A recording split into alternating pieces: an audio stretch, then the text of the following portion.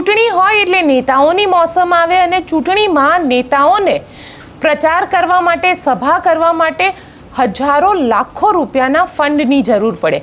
ઘણીવાર સામાન્ય વ્યક્તિ એ વિચારતો હોય છે કે આ પૈસા આવે છે ક્યાંથી, કારણ કે મોટા મોટા લાખો રૂપિયાના ડોમ બંધાય અને એ ડોમની અંદર જે લોકો આવતા હોય એમને ઘણી બધી વખત જમવાનું પણ પીરસવામાં આવે છે. તો આ બધું થાય છે કઈ રીતે? તો આ બધું હવાલા કૌભાંડથી થાય છે અને એ હવાલા કૌભાંડને લઈને સુરતની ક્રાઇમ બ્રાન્ચે એક મોટો ખુલાસો કર્યો છે. શું છે આ ખુલાસો, તેની વાત આ રિપોર્ટમાં. નમસ્કાર, હું છું ગોપી ઘાંગર અને આપ જોઈ રહ્યા છો નિર્ભય ન્યૂઝ. સ્થાનિક સ્વરાજની ચૂંટણી પહેલા આમ આદમી પાર્ટીના હવાલા કૌભાંડનો એક મોટો ખુલાસો સુરત ક્રાઇમ બ્રાન્ચે કર્યો છે, જેની અંદર સુરત ક્રાઇમ બ્રાન્ચ પાસે સીસીટીવી ફૂટેજ આવેલા છે.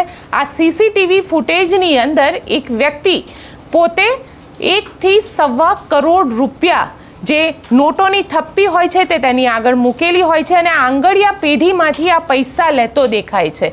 આ વ્યક્તિ કોણ છે? જ્યારે સુરત પોલીસે તેનું ઇન્વેસ્ટિગેશન કર્યું ત્યારે ખૂબ મોટો એક હવાલા કૌભાંડની શરૂઆત થઈ અને આ હવાલા કૌભાંડ જે છે તેનું પર્દાફાશ થયો અને આ પૈસા દિલ્હીથી સુરત મોકલવામાં આવતા હતા. એવું કહેવાય છે કે સ્થાનિક સ્વરાજની ચૂંટણી પહેલાં આમ આદમી પાર્ટીએ આખું કૌભાંડ કર્યું અને સુરતમાંથી અમુક જે ફાઇનાન્સર્સ છે તે લોકો અહીંયા આગળ પૈસા મોકલતા હતા. એટલે સુરતની અંદર આમ આદમી પાર્ટીના પ્રચાર પ્રસાર સભાઓ કરવા માટે, લોકોના જમણવારો કરવા માટે આ જે પૈસા છે તે પૈસા તેમને આપવામાં આવતા હતા. આ આખું જે સુનિયોજિત કાવતરું હતું તેની અંદર સુરત પોલીસ દ્વારા 3 લોકોની ધરપકડ કરવામાં આવી છે, જેમાંથી હિમાંશુ પાહુજા, આકાશ મિશ્રા, અજય તિવારી.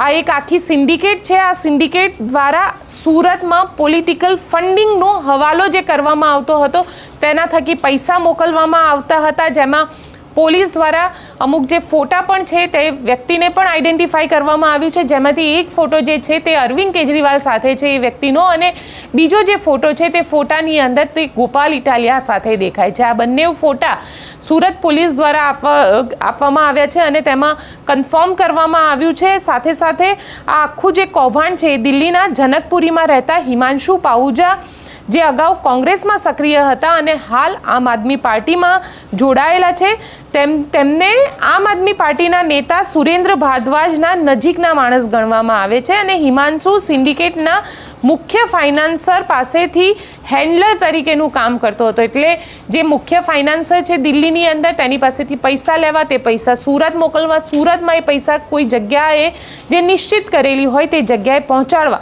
આ પ્રકારનું કામ કરતો હતો. બીજી તરફ જે સુરતના પીપલોદ વિસ્તાર છે તેમાં ઓપરેટ કરતો આકાશ મિશ્રા, તેને પણ આઈડેન્ટિફાઈ કરવામાં આવ્યો છે અને આ આકાશ મિશ્રા એ પૂર્વ સ્વાસ્થ્ય મંત્રી સત્યેન્દ્ર જૈનનો પીએ પણ રહી ચૂક્યો છે અને અજય તિવારી નામનો જે વ્યક્તિ છે તે ફંડિંગ નેટવર્કનું કામ કરતો હતો, જે સુરતની અંદર મુખ્ય ફાઇનાન્સ જે રિસીવ કરવું, તેને કઈ જગ્યાએ મોકલવું તેનું કામ અહીંયાથી કરવામાં આવતું હતું. એટલે એક આખી જે સિન્ડિકેટ છે એ સિન્ડિકેટનો અહીંયા આગળ સુરત ક્રાઇમ બ્રાન્ચ દ્વારા પર્દાફાશ કરવામાં આવ્યો છે.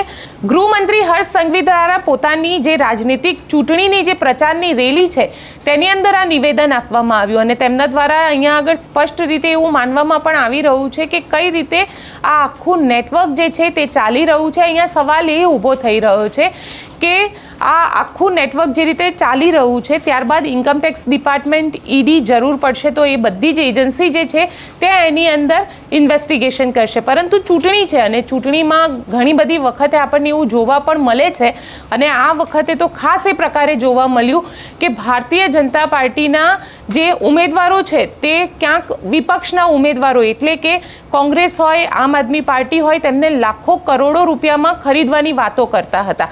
10 લાખ, 20 લાખ, 25 લાખ, 80 લાખ સુધીના ઓડિયો જે છે તે સોશિયલ મીડિયા ઉપર વાયરલ થયા છે.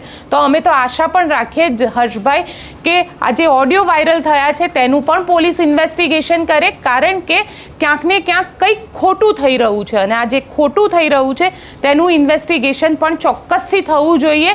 જો એ થશે તો કદાચ ભારતીય જનતા પાર્ટીમાં પણ આવું જે ખોટું કરવાવાળા લોકો છે તેમને પણ પકડી શકાશે.